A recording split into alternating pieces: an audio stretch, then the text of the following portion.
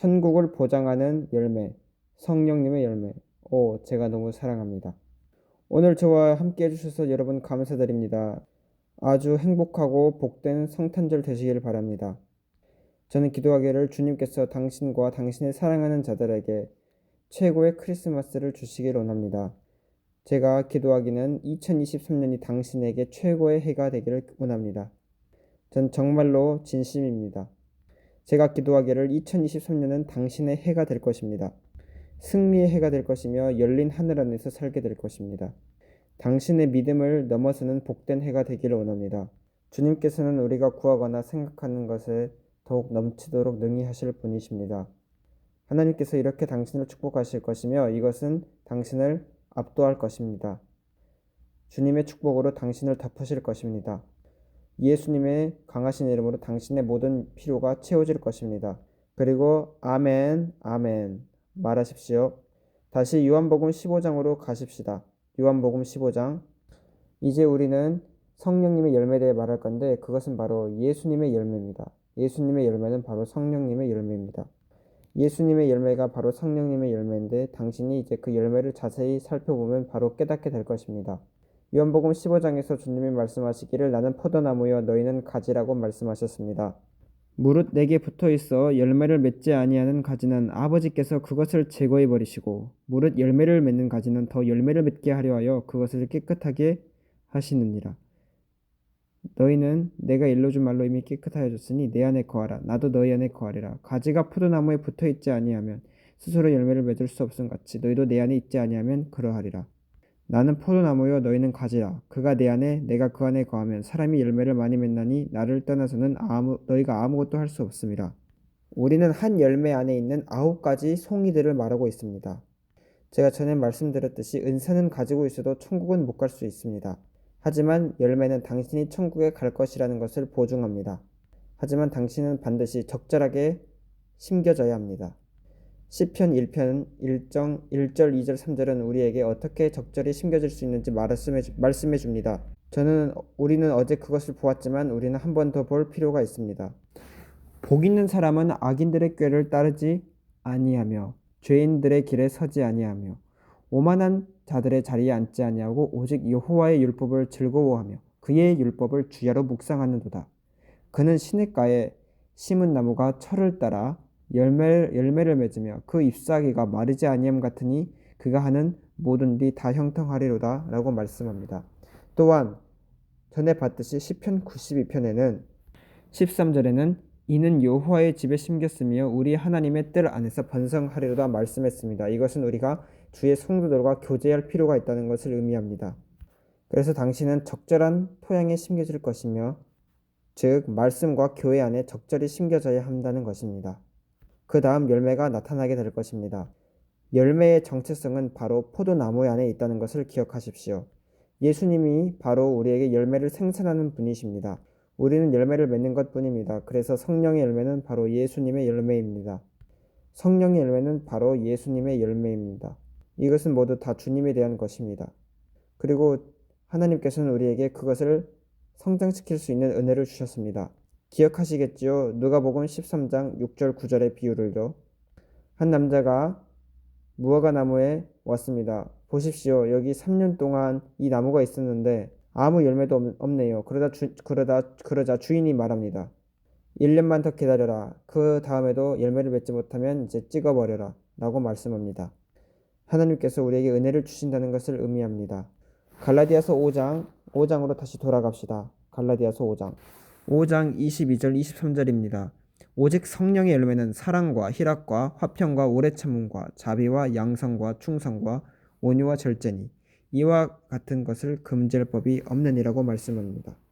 먼저 사랑입니다. 사랑은 모든 다른 열매로 향한 열쇠와 같은 것입니다.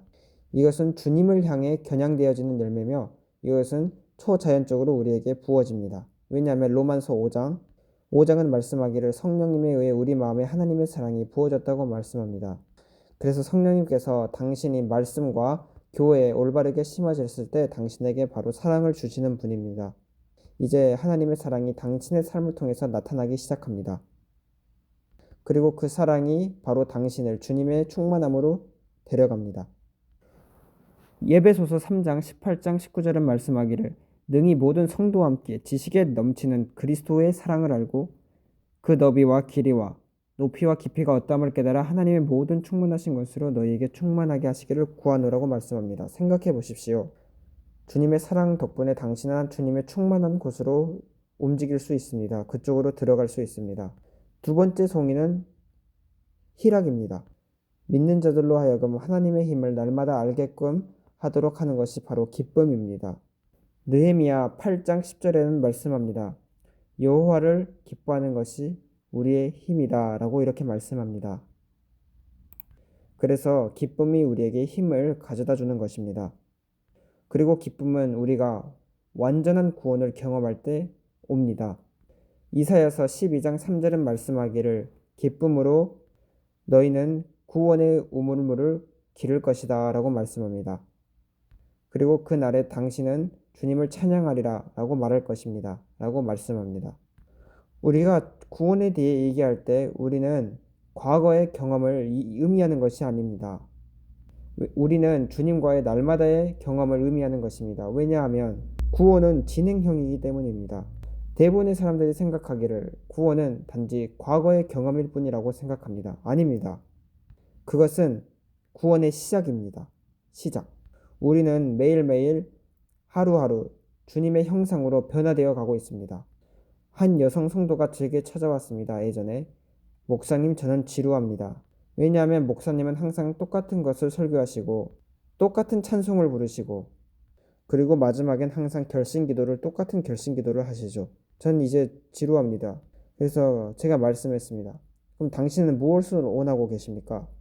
저는 천국의 확신을 원합니다.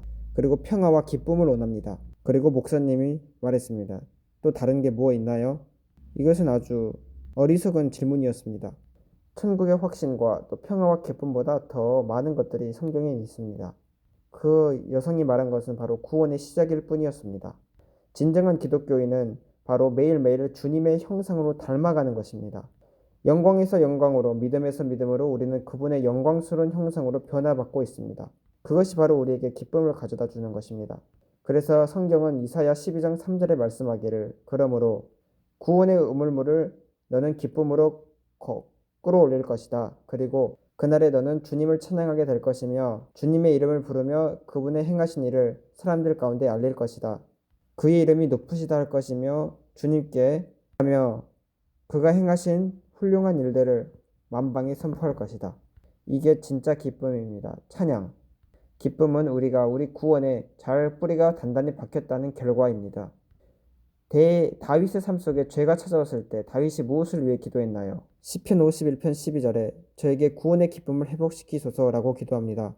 이 기도는 제가 항상 하는 기도입니다. 주님 정결한 마음을 저에게 주옵소서.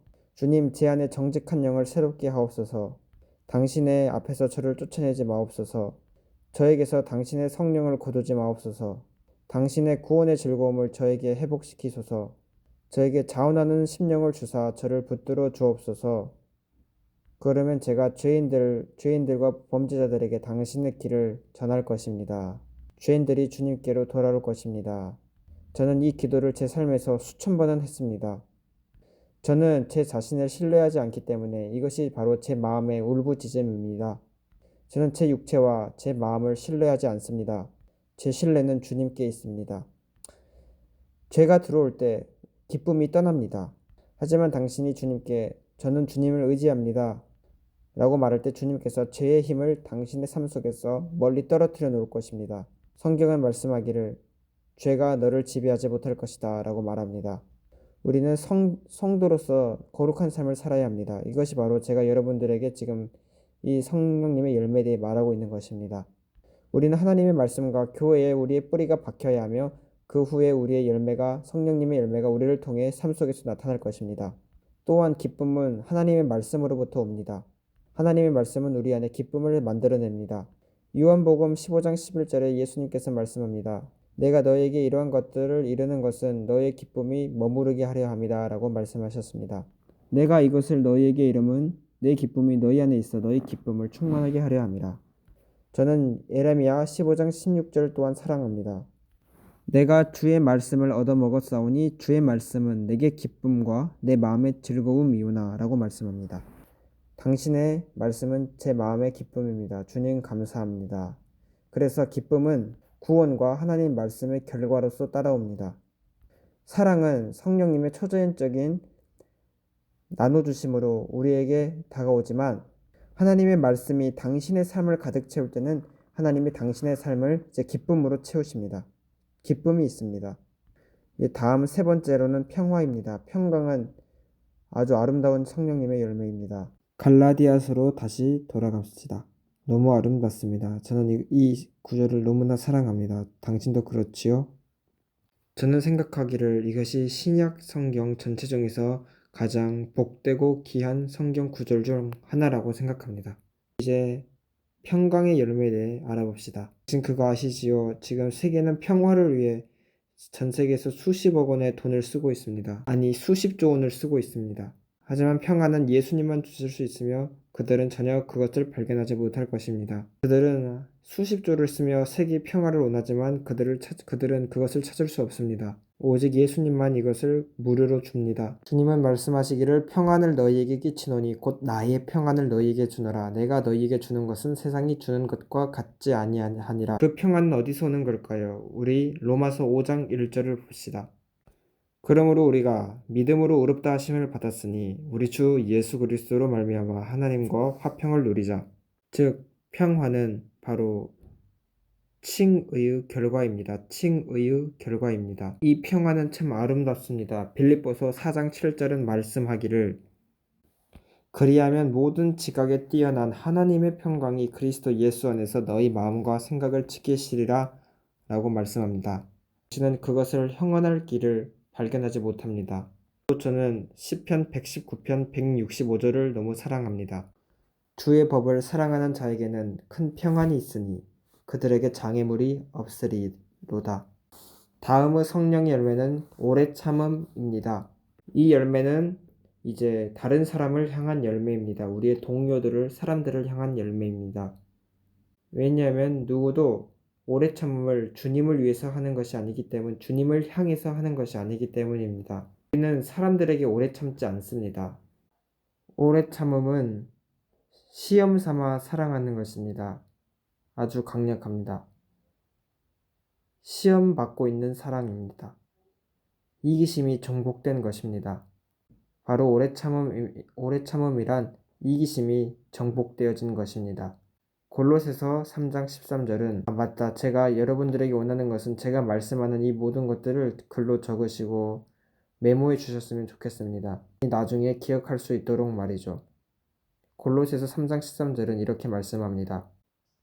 누가 누구에게 불만이 있거든 서로 용납하여 피차 용서하되 주께서 너희를 용서하신 것 같이 너희도 그리하고 이 모든 것 위에 사랑을 더하라. 이는 온전하게 매는 띠니라. 예수님께서는 사랑과 희락과 화평과 오래 참음을 모두 가지고 계셨습니다. 이제 골로새서 1장 11절을 보도록 하겠습니다. 그의 영광의 힘을 따라 모든 능력으로 능하게 하시며 기쁨으로 모든 견딤과 오래 참음에 이르게 하시고 이 구절 또한 오래 참음에 관한 또 다른 아름다운 구절입니다. 주님께서 베드로에게 말씀하실 때 오래 참음에 대해 아주 아름답게 정의하십니다. 70번을 7번까지 할지라도 용서하라고 말씀하십니다. 생각해 보십시오. 만약 당신이 용서하고 합니다. 그들이 회개한다면 당신은 또 용서하고 용서해야 합니다. 심지어 490번까지요. 매일요, 매일. 이것이 오래 참음입니다. 예수님의 사랑에 대해 생각해 보세요. 우리가 용서해 주세요라고 주님께 말하면 우리 죄는 용서받습니다. 할렐루야, 주님의 이름을 찬양합니다. 주님의 사랑을 감사합니다. 하지만 그것이 우리에게 그분을 향해서 죄를 지어도 된다는 허락을 하는 것은 아닙니다. 왜냐하면 당신이 주님을 사랑하면 당신은 주님에게 상처를 입히지 않을 것입니다. 우리가 주님의 사랑과 선하심을 이해하게 될 때 그것이 우리를 회개로 이끕니다. 만약 당신이 정말로 주님의 사랑을 안다면 어떻게 주님을 상처 입힐 수 있습니까? 그것이 바로 우리를 주님을 힘들게 하거나 주님을 상처 입히는 것을 하지 못하도록 하는 것입니다. 우리를 용서하시는 귀하고 사랑스러우신 주님의 마음을 우리가 비로소 알 때 당신은 이렇게 말할 것입니다. 주님, 저는 당신을 상처 입히기 싫습니다. 저는 당신을 너무 사랑하기 때문입니다. 그것이 바로 우리를 죄를 짓게 하는 것부터 우리를 지키는 것입니다. 우리는 그분의 사랑을 이용해서는 안 됩니다. 아, 주님이 용서해 주니까 나는 하루에 490분까지 죄 지어야겠다. 아니요, 아니요. 그건 아닙니다. 여러분이 정말로 예수님을 사랑하면 그렇게 할 수 없습니다. 왜냐하면 주님은 귀하시기 때문입니다. 예수님은 귀하십니다. 온유 또한 주님의 열매입니다. 온유. 사람들에게 치료의 손길로 다가가는 것은 오래 참음 뿐만 아니라 온유함입니다. 데살로니가 전서 2장 7절은 말하기를 너희 가운데서 유순한 자가 되어 유모가 자기 자녀를 기름과 같이 하였으니 또 예수님께서는 마태복음 10장 16절에 말씀하십니다. 비둘기같이 순결하라. 다른 아름다운 구절로 옮겨가 봅시다. 우리가 믿음에 의해 살 때 이것은 우리가 삶 속에서 보는 것이 매우 쉽게 됩니다. 이제 사무엘하 22장 36절 읽겠습니다. 사무엘하 22장 36절. 주께서 또 주의 구원의 방패를 내게 주시며 주의 온유함이 나를 크게 하셨나이다. 또 주께서 주의 구원의 방패를 내게 주셨습니다. 라고 말씀합니다. 믿음으로 사는 우리의 믿음의 결과로서 주님의 온유함은 우리 삶 속에 있게 됩니다. 사람들은 주님의 온유함을 보게 됩니다. 와, 주님 감사합니다. 주님 감사합니다. 주님 감사합니다. 이제 6번째는 양선입니다. 영어로는 선함이라고도 하는데 양선은 또 사랑입니다. 양선은 사회 안에서 아주 최고로 고상한 행동을 양선이라고도 합니다. 사랑이 고상해질 때 그것을 양선이라고 부릅니다. 그것은 실제하는 거룩함입니다. 거룩함입니다. 실제하는 거룩함이 바로 양선입니다. 우리 로마서 15장 예수님 감사합니다. 우리 14절을 보십시다. 그리고 제가 여러분에게 나누고 있는 이 모든 것은 다 예수님에 관한 것입니다. 15장 14절입니다. 내 형제들아 너희가 스스로 선함이 가득하고 모든 지식이 차서 능히 서로 구원하는 자임을 나도 확신하노라. 이것은 아주 정말로 강력한 말씀입니다.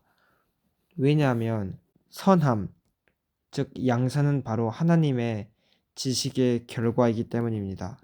우리가 하나님을 아는 지식이 우리가 가지고 있을 때 그것을 통해서 우리는 선함, 양선을 나타낼 수 있는 것이기 때문입니다.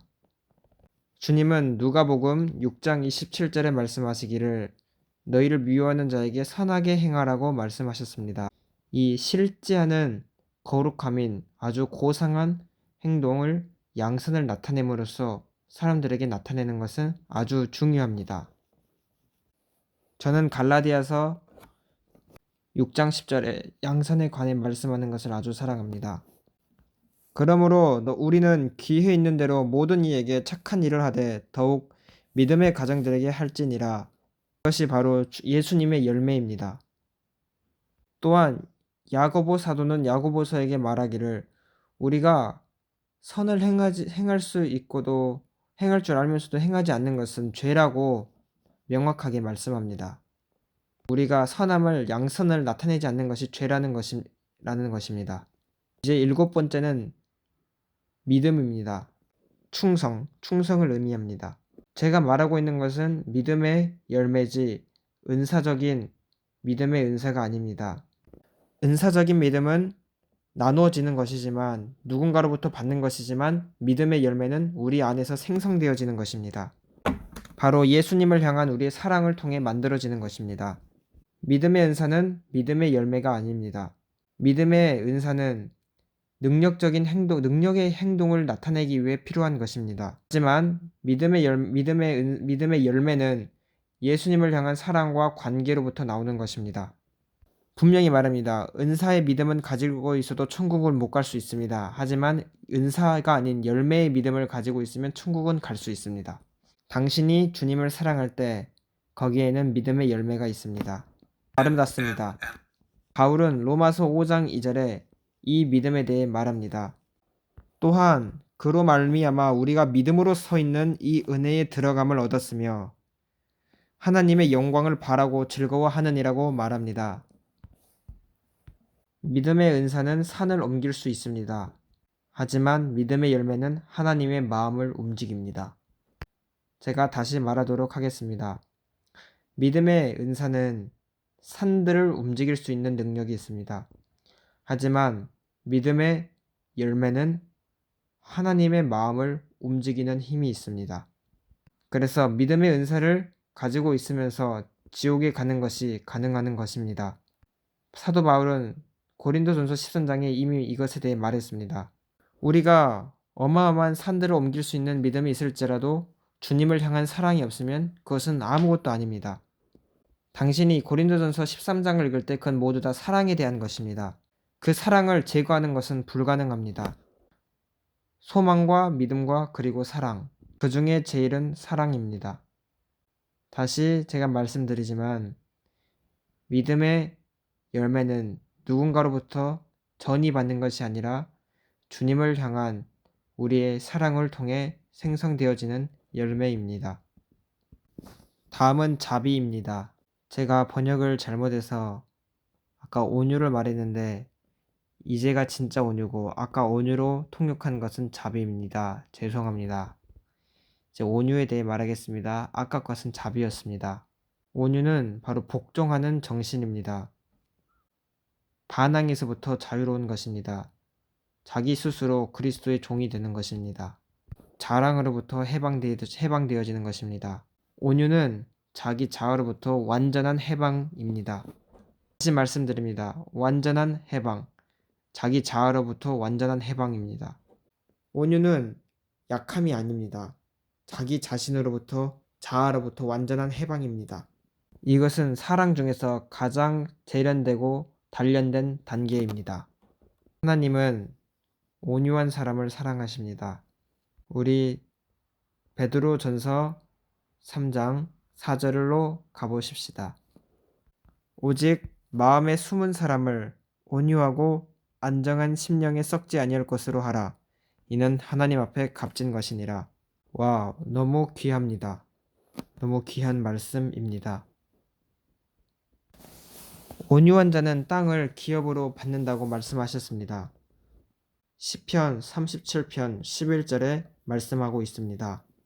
또한 시편 25편 9절에는 그가 온유한 자를 정의로 인도하신다라고 되어 있습니다.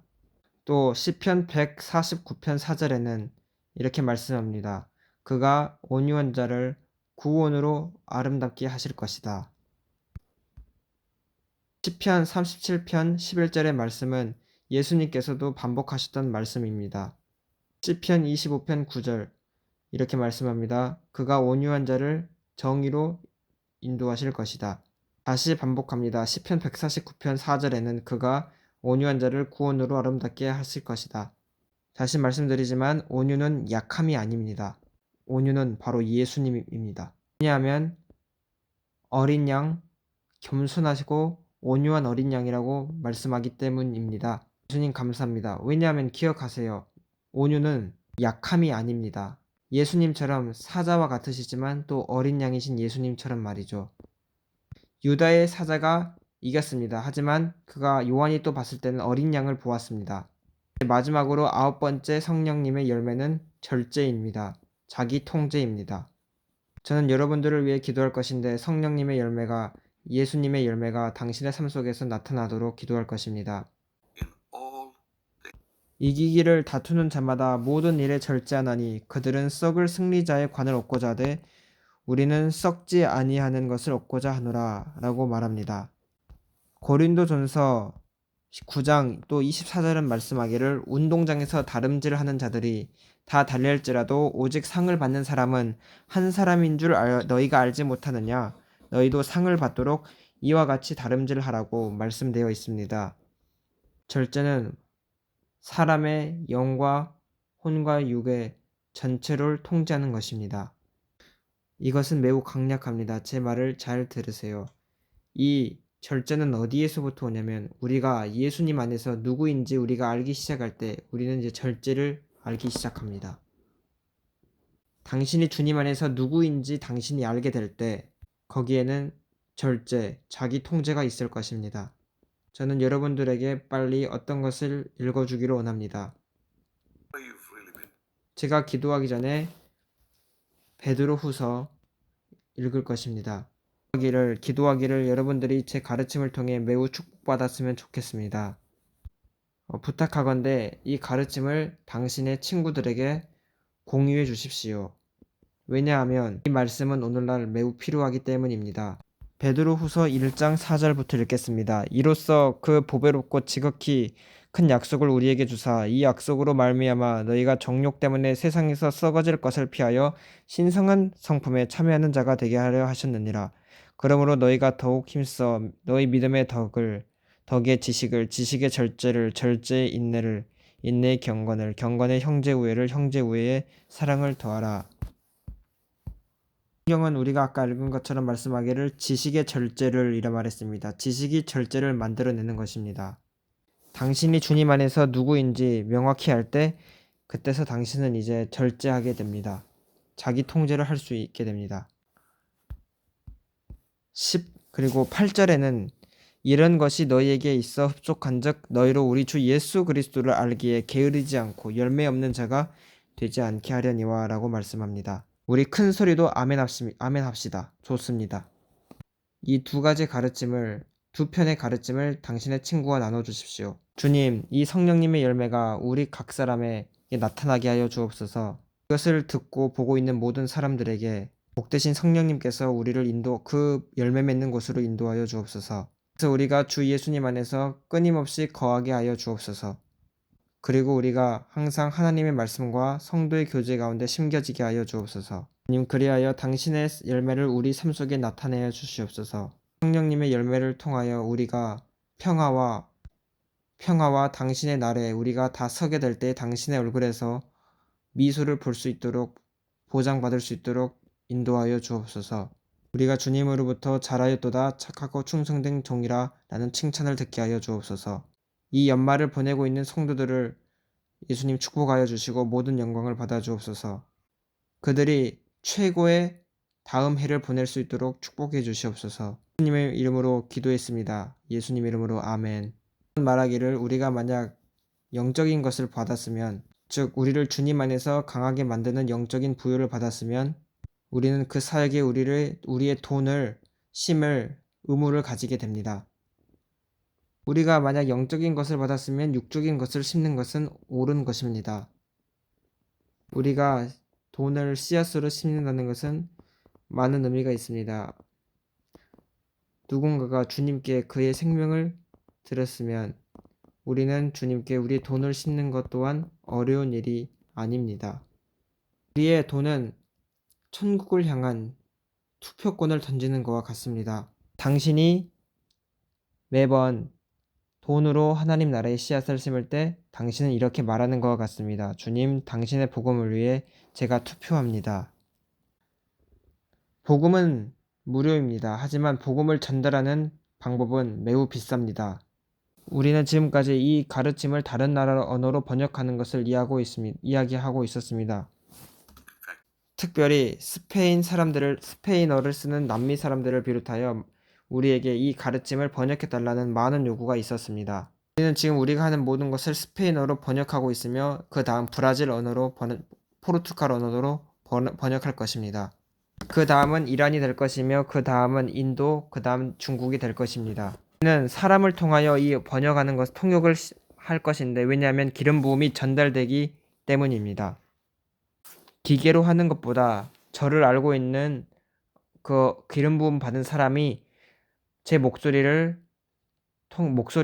통해서 자기 목소리를 통해서 번역하는 것이 더 유익하다고 생각합니다. 방법은 제가 예전에 텔레비전 방송 프로그램에서도 사용했던 방법이고 이제 또 그 방법을 다시 사용하기를 원합니다. 당신이 복음을 위해 씨앗을 심을 때 이 설교 말씀은 다른 나라 언어로 번역될 것이며 이 말씀을 듣는 모든 사람들에게 엄청난 축복을 가져다 줄 것입니다. 그래서 씨앗을 심고 축복을 받으십시오. 제가 매번 말하지만 당신이 심을 때 또 수확이 당신에게 다가올 것입니다. 왜냐하면 하나님께서 당신에게 씨앗을 심으라고 말씀하시는 것은 이미 하나님께서 당신을 향한 수확을 준비해 두셨기 때문입니다.